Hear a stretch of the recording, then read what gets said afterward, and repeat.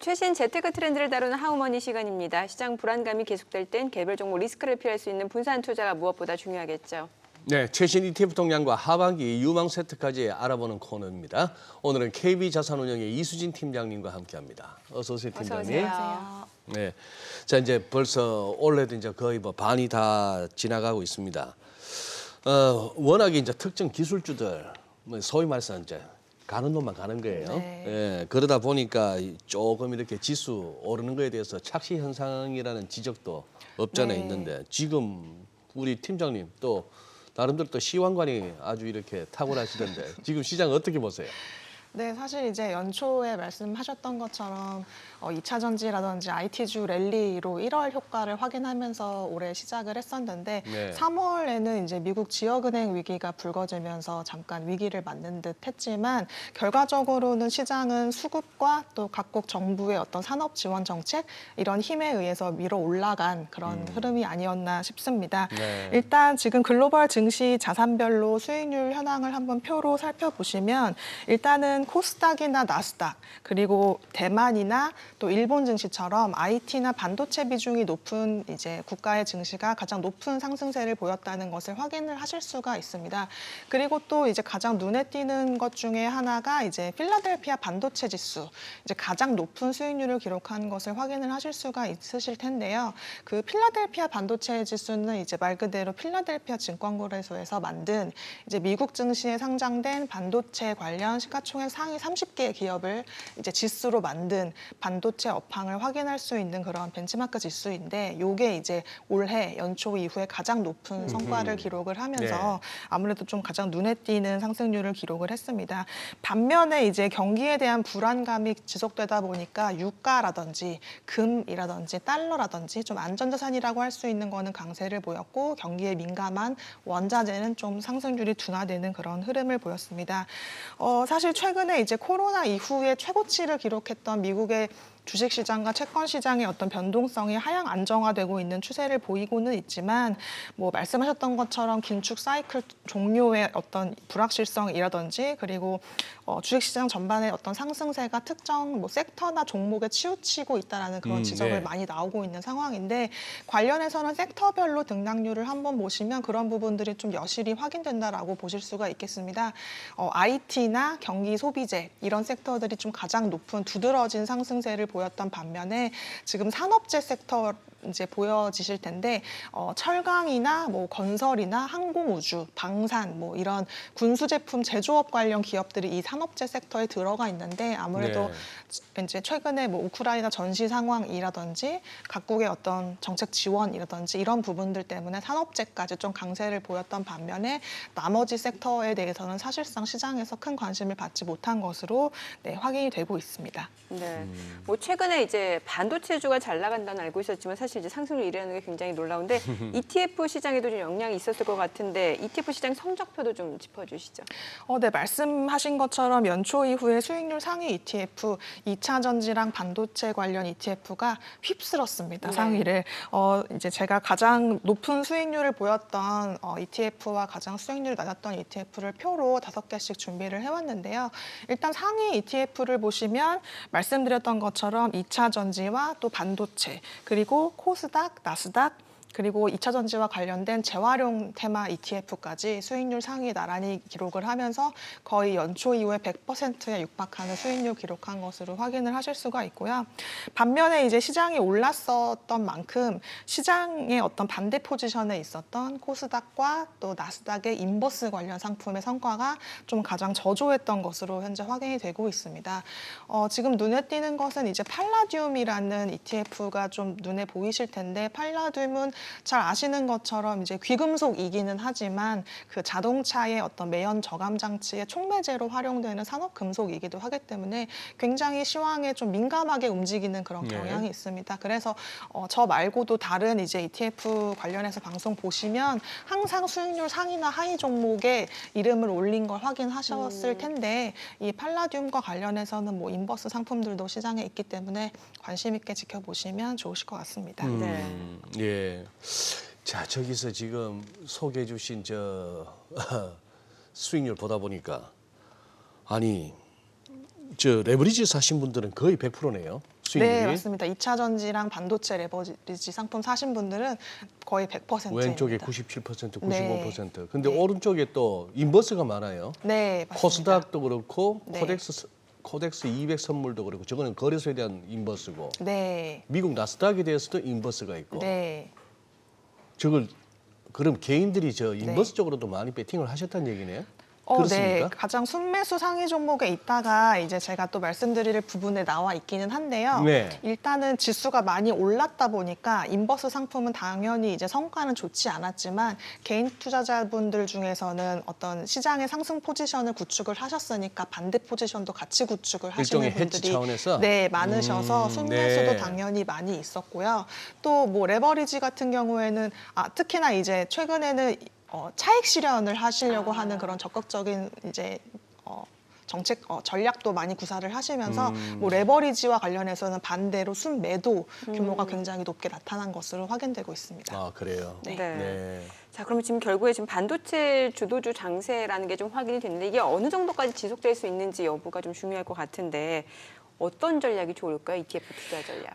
사실 반도체 관련해서는 현재 엔비디아라든지 뭐 TSMC라든지 이제 사실 개인 투자자분들도 이런 대표 기업에 대해서는 모르는 분들이 없으실 만큼 굉장히 좀 많이 관심을 예. 가지고 계시는 것 같아요. 그렇기 때문에 사실 반도체라는 이름이 들어간 국내 ETF만 하더라도 주식형 중에서는 현재 지금 14개 정도가 있고 뭐 혼합형이나 이런 것까지 같이 계산을 해보면 한 17개 정도 ETF가 있는 것으로 확인이 되고 있거든요. 그래서 순자산 상위 이제 국내와 해외 ETF 5개씩을 한번 뽑아서 어떤 게 좋을지를 한번 고민을 해봤는데 현재 보고 계시는 지금 차트 같은 경우에는 이게 지금 소울 반도체 소부장 ETF 같은 경우에 이제 지난 4월 말에 상장을 했습니다. 그러다 보니까 지금 제가 준비해온 수익률 같은 경우는 5월 이후 수익률만 이제 보여드릴 수 있는 그런 상황인데 사실 수익률이라는 거는 뭐 3개월이냐 1년이냐 뭐 이제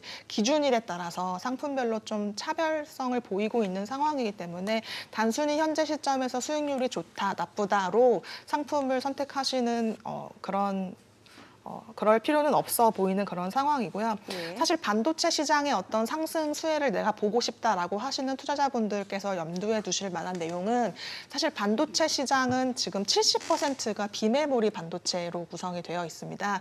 또 특히나 반도체 산업 같은 경우에는 다른 산업과는 좀 다른 차별성이 어떤 설계에 특화된 기업, 그리고 뭐 파운드리라고 하는 생산에 특화된 기업, 그리고 장비 기업 이런 식으로 좀 기업별로 그 섹터가 좀 세분화되어 있기 때문에 어느 한쪽에 쏠린 투자를 하시면 그 어떤 경쟁력이나 뭐 기업들 간의 뭐 이제 여러 가지 이슈에 의해서 좀 높은 변동성을 보실 수가 있는데 반면에 반도체 산업 전반에 어떤 내가 수혜에 투자를 하고 싶으시다 하시는 분들은 어느 한쪽에 쏠려 있는 게 아니라 비메모리 반도체라든지 뭐 글로벌 반도체 시장 전반에 투자할 수 있는 그런 ETF를 고르시는 게 상품 선택 측면에서는 가장 효율적인 방법이 되시지 않을까 생각을 하고 있습니다. 이 팀장님. 네, 지금 엔비디아가 보니까 394불인데 네, 지금 우리 돈으로 치면 한 50만 4천 원 되네요. 네. 제가 500만 원 그냥 꽁돈 드릴게요. 네. 이걸로 그냥 엔비디아 한 10주 가까이 사실래요? 아니면 그 네. 애플의 그 뭡니까 이거 덮어 쓰는 거 비전 프로 사실래요? 네, 네, 아니면 네. 저기 어디 뭐 유럽 같은 데 한번 여행을 한번 다녀오실래요? 저는 여행을 다녀오고 싶습니다. 아니, 갑자기 그 질문을 하시는 이유가 아니 이수진 팀장님 같으면은 지금 돈 있으면은 네. 엔비디아 사실 건가 싶어가지고 사실 앞서서 사실 뭐 연초 이후에 100% 수익률 이런 거에서 네. 확인을 하셨겠지만 사실 저는 투자자의 포트폴리오 성과에 가장 큰 영향을 미치는 요소 중에 하나로 반도체 투자 여부를 조금 말씀을 드리고 싶어요. 그러니까 반도체를 투자한 사람과 투자하지 않은 사람의 올해 성과를 비교를 해보면 아마 굉장히 큰 차이가 있을 것으로 그렇지. 예상이 되기 때문에 사실 반도체 투자는 저는 조금 필수라고 좀 생각하는 그런 쪽에 있는 상황이고요. 다만 뭐 최근에 많이 오른 것에 대한 부담이나 뭐 앞으로의 어떤 변동성 이런 부분에 있어서는 뭐 분산 투자라든지 뭐 이런 것으로 좀 방법을 선택을 하시면 시장을 좀 효율적으로 대응하실 수 있지 않을까 생각합니다. 그러니까 근데 진짜 ETF 시장 판 커졌어요. 네, 진짜 판이 커지고 네.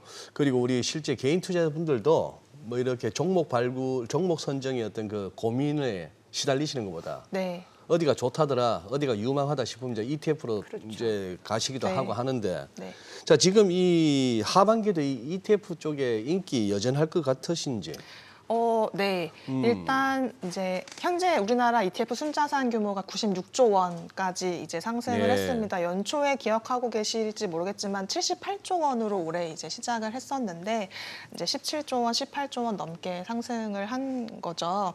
그래서 사실 2월과 3월에 잠깐 정체기에 있기는 했지만 순자산 규모는 지금 매월 꾸준히 거의 증가한 것으로 확인이 되고 있고, 사실 이러한 순자산 규모를 이제 가장 견인했던 순자산 증가 상위 종목들을 보시면 대부분이 이제 국내 대표 업종이나 섹터, 기업들이라는 걸 확인을 하실 수가 있습니다. 특히 이제 올해 수급 중에 좀 가장 눈에 띄는 변화 가운데 하나가 개인 투자자들이 이제 워낙 국내 ETF 시장에서 뭐 일평균 거래 대금이나 이런 걸로 봤을 때 50% 이상 규모를 차지하고 예, 있기 때문에 일반적으로는 개인 수급을 좀 더 중요하게 보시는 경우가 많이 있는데, 올해 같은 경우에는 외국인이 2조 원 넘게 대표 ETF들을 중심으로 순매수를 이어가면서 국내 외국인들이? 네, ETF 시장의 어떤 상승을 좀 견인한 측면도 없지 않아 있습니다. 그렇기 때문에 그 외국인이 관점에서 우리나라 ETF 시장을 본다면 아무래도 거래량이 크고 순자산 규모도 크고 이제 이런 상품들을 선택할 수밖에 없다 보니까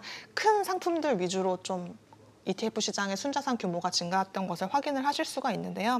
순자산 증가 상위 종목 표로 한번 보시면 이제 네. 1등을 기록을 하고 있는 게 올해 연초 이후에 1억 원 이상의 순자산 증가를 기록한 이제 타이거의 CD금리 투자 상품이라든지, 지금 아마 8번째 위치에 있을 텐데요. 코덱스의 KOFR 금리 액티브라든지 이러한 단기 파킹형 상품들의 순자산 규모가 뭐 1조 원에서 5천억 원 이상 연초 이후 증가한 것을 확인하실 수가 있고, 지금 6번째에 위치하고 있는 그 머니마켓 액티브 상품 같은 경우에도 MMF처럼 고객에게 조금 편리한 투자 수단을 제공하고자 만들어진 상품이기 때문에 같은 파킹형 상품으로서 지금 상장된 지 한 3주 정도밖에 안 됐는데 7천억 원 이상의 순자산 증가가 지금 확인되는 그런 상품이라고 보시면 되겠고요. 그 밖에 이제 만기 매칭형 채권들, 사실 지금 보고 계시는 종목은 한 개밖에 없지만 대다수의 이제 만기 매칭형 채권형 ETF들의 순자산 규모가 올해 연초 이후에 좀 많이 가장 상승한 걸 확인하실 수가 있고, 코덱스의 국내 시가총액 상위 대표 기업에 투자하는 뭐 타플러스 ETF라든지 그리고 각 운용사에서 만든 뭐 종합채권 ETF라든지 이런 것들이 국내 ETF 시장의 순자산 증가를 좀 견인을 했고요. 또 테크 관련 이런 것들도 좀 외국인에 의해서 순매수가 많이 증가하는 모습이 또 확인이 됐습니다. 네. 사실 순자산 증가뿐만이 아니라 이제 올해 신규 상장한 종목 수도 대단한 상황입니다. 예. 올해 네. 이제 53개 종목이 신규 상장을 했습니다. 연초 이후에. 금년 들어서만? 네, 네. 53개 종목이 신규 상장을 해서 현재 719개 종목이 지금 신규 우리나라 ETF 시장에 상장이 되어 있는데요. 대부분이 이제 해외 주식과 또 국내 채권들을 중심으로 신규 상장이 이어지고 있고, 그만큼 시장의 어떤 빠른 변화와 투자자의 니즈를 파악한 각 운용사들이 뭐 종합 채권이라든지 그 대형 기업들의 어떤 밸류 체인 관련 ETF라든지 좀 다양한 테마 또 전략을 가진 상품들을 출시하고 있는 그런 상황입니다. 네. 그리고 또 올해 시장 특징 중 하나가 이제 채권 투자가 좀 급증했다라는 건데, 사실 꾸준히 채권 ETF 쪽으로 돈이 몰리고 있고 이렇게 관심이 높아지는 이유가 있을까요? 네, 말씀하신 것처럼 연초 이후에 ETF 유형별 순자산 규모 증가 규모를 보시면 아무래도 올해 우리나라의 ETF 시장은 채권형에 의해서 가장 많이 상승을 한 것으로 확인이 되고 있습니다.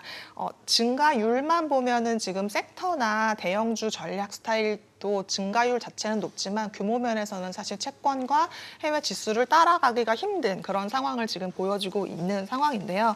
아무래도 이제 금리 인상 막바지 국면이라는 어떤 그런 기대감이 금리 하락과 또 금리랑은 반대로 움직이는 채권 가격 상승 기대로 연결이 되면서 좀 더 변동성을 크게 가져갈 수 있는 장기 채권을 중심으로 개인 투자자들의 어떤 순매수나 설정액 증가가 지금 확인되고 있고 국내외 30년 장기채 ETF 지금 연초 이후에 4천억 원이 넘는 개인 순매수 지금 기록을 하고 있는 그런 상황입니다. 사실 아까 말씀하셨던 질문 주셨던 부분에 있어서 하반기 ETF 시장에 대한 제가 답변을 못 드렸는데 일단은 사실 뭐 저는 큰 흐름 자체가 변하지는 않을 거라고 일단은 보고는 있는데요.